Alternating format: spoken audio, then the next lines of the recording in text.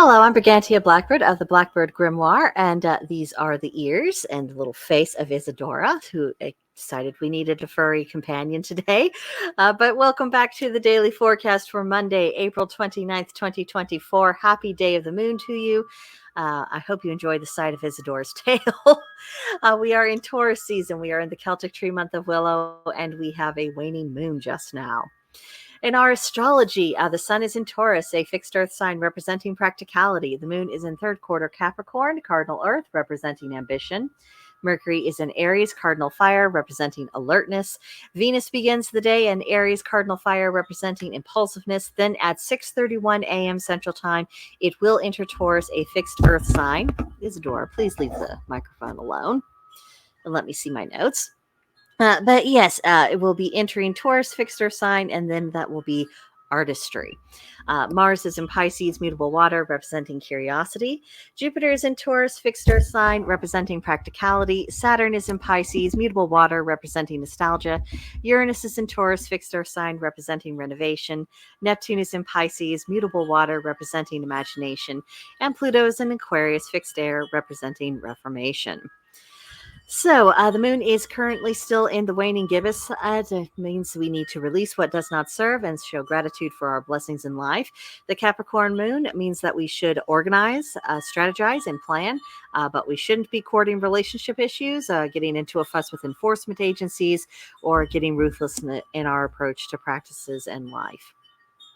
So on this day of the moon, we have the Capricorn moon, and the Capricorn moon is a doer. So even if you woke up this morning with a case of the I don't wannas, and I can't believe it's Monday, how gross, try to persevere. Just get started on anything and gain some momentum.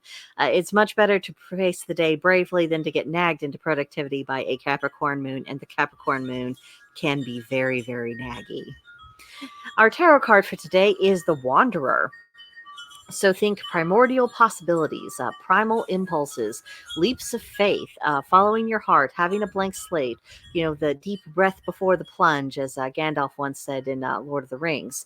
It is that where everything is possible and the journey is about to begin, but you have to take that first step, and maybe you'll find solid ground, maybe you'll fall off the cliff, but whatever happens, you will be in motion and the next chapter will be beginning. So this is an interesting card to come up because it does have the suggestion of something new is beginning. So if you have opportunities to choose a new beginning, or you find a new beginning thrust upon you, I would say embrace the moment. The board is set. This is happening. Respond accordingly. Now, today's Celtic triad reads: 3 things which the miser obtains through their wealth: pain in gathering, care in keeping, and fear in losing. It has to be admitted that wealth brings troubles of its own, whether you're earning it or you're trying to keep it, or you're facing the anxiety of having to do without it, because, everything can be lost. Anything material can be lost. Now, the value in wealth isn't so much in the having it, but it's having the confidence in knowing that you can create it and that you are therefore able to provide for yourself, your family, and you're able to do what you want in life. At least, within your means you can. And of course, there are always uncertainties in maintaining possession of wealth. I mean, even if you don't have any run-ins with thieves or people who are trying to take advantage of you financially, there's always that nasty business of taxes. There's always someone who's going to want to take what you have. And so there is anxiety that comes with wealth, and past a certain point, I think there does come a point where, unless someone is using wealth very productively, is that it does become a little bit more than what it's actually worth to them. And again, it's good to keep in mind, whether we have a lot or we don't have very much, the money that we have at our disposal, it is a tool. It can be used for things, but it's never an end in of itself. So today's magical intention is patience. Its color is gray. The plant is the iris. The animal is the donkey. And the crystal is the morganite. Patience is a virtue much preached about and seldom practiced. And now, the reason why I chose to associate the donkey with this is not just because, the correspondence book told me to, although it is certainly listed, but it's because anyone who has dealt with a donkey for more than 2 seconds, they realize that you have to have patience in that, because if it doesn't feel like doing something or it decides to do something entirely different than what you intended, guess what's happening? The mules, which are the hybrids between donkeys and horses, they got their attitude from somewhere, and it was pretty much the donkey. And of course, they got their vanity from horses.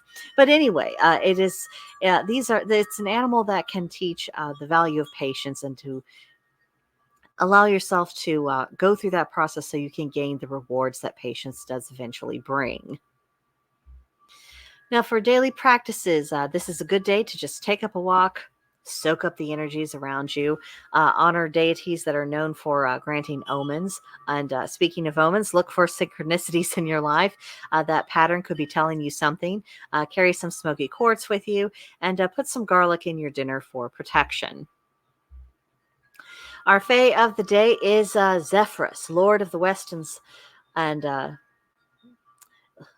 should be Lord of the North. And okay, gang. When I was making up this slide last night, I was pretty tired. So bad Brigantia, I made a mistake, and but it should be is Zephyrus. Let's see, it should be it should be Lord of the West and Water. Okay. We're getting past that. On to the journal prompt, which isn't particularly related to Zephyrus, but if you feel inspired to look into his mythology and journal about him, I mean, by all means, don't let me stop you. But the question I'm bringing to your attention is, when was the last time you truly felt you belonged?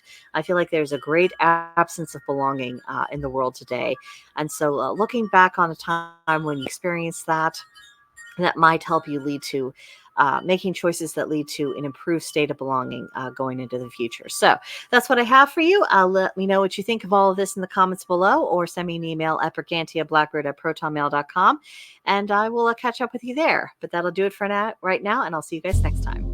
Bye.